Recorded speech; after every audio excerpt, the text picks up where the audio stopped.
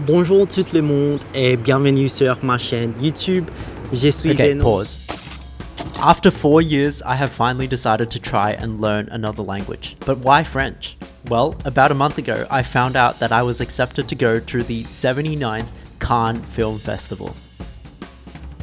It still does not feel real to say that out loud. I'm leaving next week and I cannot be more excited. This is a video on my most highly anticipated films which will be having their world premieres there, with an introduction done in French, where you get to see my first time ever trying to speak it in front of a camera. Of course, I'll be trying to make a video documenting my experience, as well as some more content in French. Okay, back to the video. Salut! Et aujourd'hui, c'est une belle journée. Je suis au bord de la rivière, comme vous pouvez voir. Je veux parler des films que j'ai regardés pour me préparer le Festival du Cannes, parce que j'y vais la semaine prochaine. Donc, je suis très content. J'attends ce voyage avec impatience. J'aime le cinéma, les films, donc c'est un de mes rêves d'y être. Donc je voulais apprendre un petit peu de français. C'est une langue très difficile, surtout la prononciation. C'est plus difficile que l'italien. Mais j'aime beaucoup, alors je parle en anglais maintenant. Watching that back, I don't think I was remotely close in French to expressing just how excited I am to be going to the Cannes Film Festival.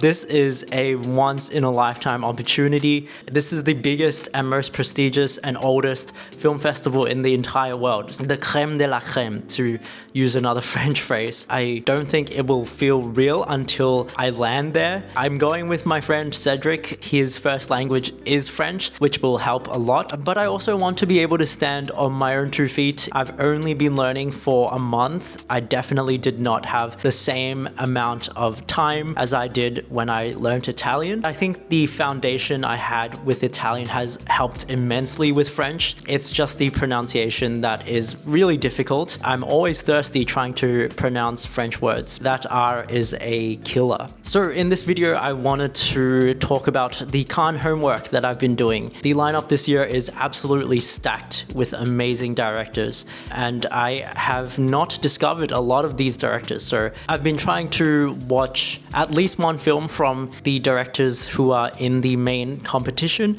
Yeah, I'll just take you through each director and the new film they're premiering, and also which film of theirs I watched. So enjoy the video.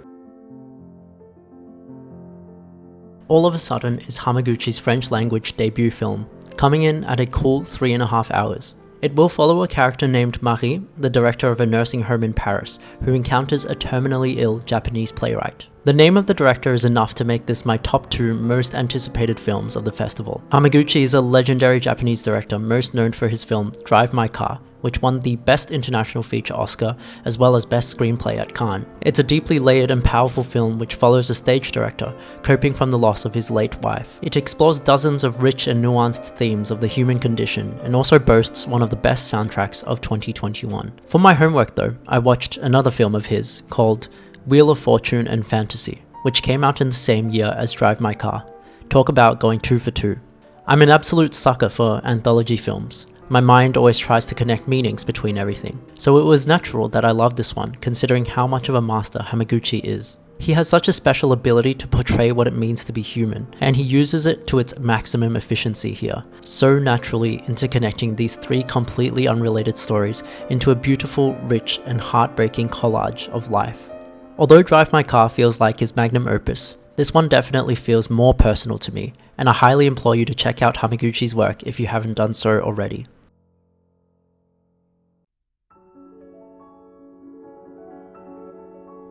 Another director to be making a film in their non-native language is Iranian director Asghar Farhadi, who will be premiering his second French language production, Parallel Tales.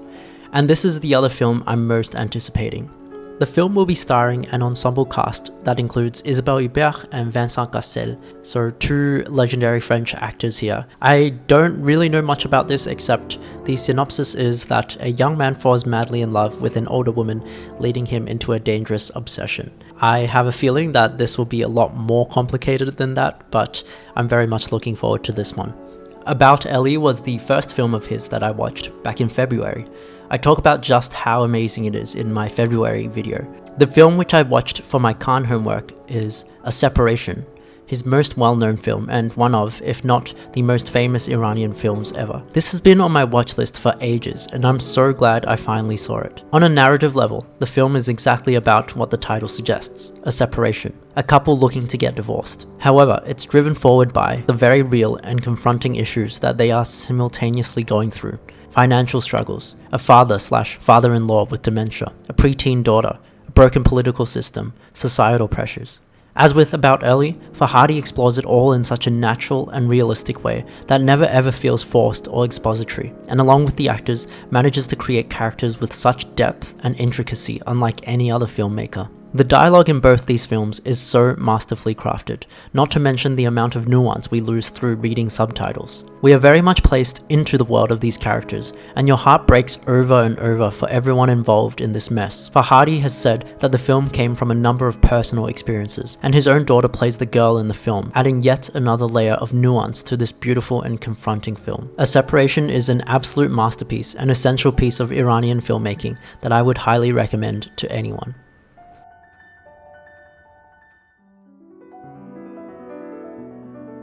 Bitter Christmas is the new film from Spanish director Pedro Almodóvar.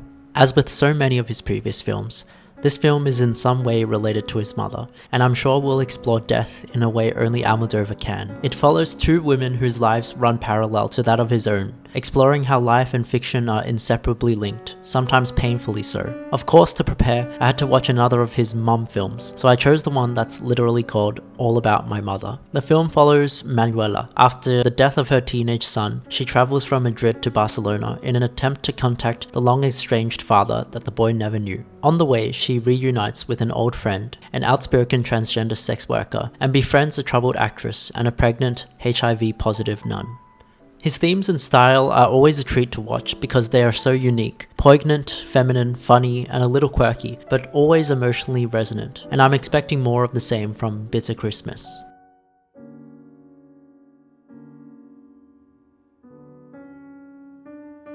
Based on the premise, the new film by Hirokazu Kore-eda sounds right up my alley. Set in the near future, a married couple decides to welcome a humanoid robot into their home as their son. It reminds me of After Yang, another film where a family also raises a humanoid robot as their son.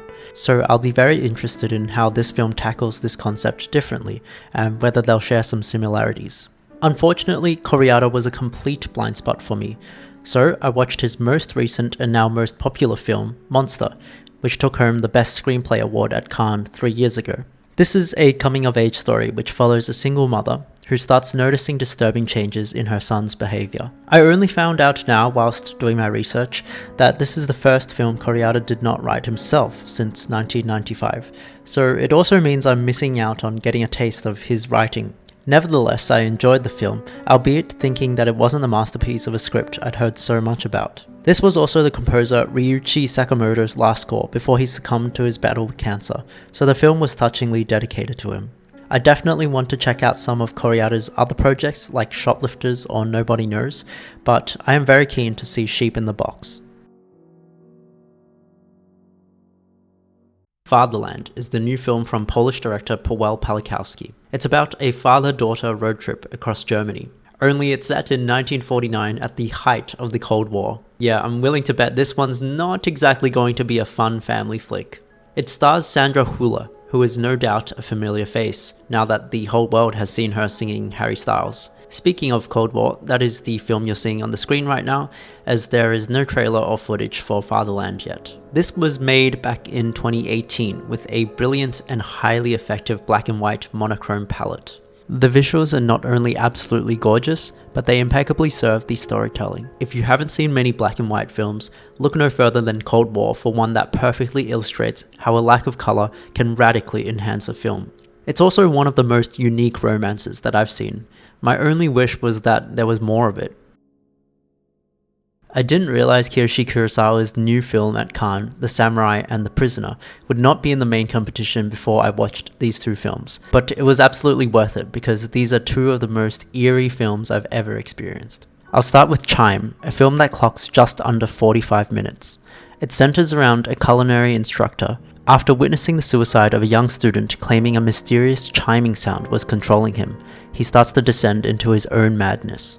I wasn't a huge fan of Kurosawa's latest film, Cloud, which was the first film I'd seen from him, but I know he's most well known for his earlier psychological thrillers, so I was keen to check this one out. From frame 1, a massive wave of dread washes over you. Each shot so masterfully sets up the threat of sudden violence, and every innocent moment of mundanity slowly eats away at you. Along with the uncanny, haunting chime sound throughout the film, Kurosawa has crafted something truly unsettling. There's an extremely well done scene which captures the feeling of sleep paralysis so well and somehow translates it directly onto film. Then there's Cure, Kurosawa's 1997 classic, following a detective and psychologist who are called in to figure out a series of gruesome murders in Tokyo, where the murderers are found near the scene without any recollection of their crimes. Again, there's the same unsettling sound design and camera angles, combined with a more quote-unquote conventional story, so it feels like a natural predecessor and double feature with Chime. Overall, I left with a better understanding of Kurosawa's filmmaking style, and also made me appreciate what it was going for in Cloud a little bit more. I'm definitely interested to see how he navigates the samurai genre for the very first time in his new film, a genre he's been actively avoiding all this time. This month I also watched Une femme et un homme, or A Man and a Woman. It premiered at Cannes exactly 60 years ago in 1966, and I later found out that the main billboard and poster for last year's Cannes Film Festival were two stills from this film. So I'm counting this as homework. This film was played as a retrospective screening for the French Film Festival here in Brisbane, and I hadn't heard of it until I saw it being advertised. The posters just scream romance, so pure, melancholic, and euphoric, and I feel like it really captured the vibe of the film. An article I read describes A Man and a Woman as the ultimate romance. The story is just as simple as its title suggests. We watch a young widow and a widower meet by chance at their children's boarding school. Both leads are impeccable and deliver passionate performances. Trintignant has become my favorite French actor, and along with an extraordinary soundtrack primarily using the Brazilian bossa nova genre, it just creates such a beautiful and moody atmosphere. In that same article, it describes where I think the true beauty of this film lies. In the film, the man says to the woman that in life, when something is not serious, we say that it's cinema, and asks her why she thinks we don't take cinema seriously. The author continues with, quote, "I believe that with this film, the director tells us that cinema is about love," unquote.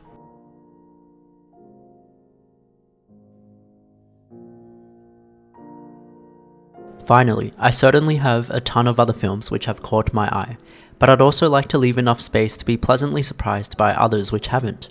After all, I'm there to actually enjoy every minute of it. If you're going to Cannes and somehow stumbled upon this video, feel free to reach out. I would love to be friends. Alors, à bientôt en France.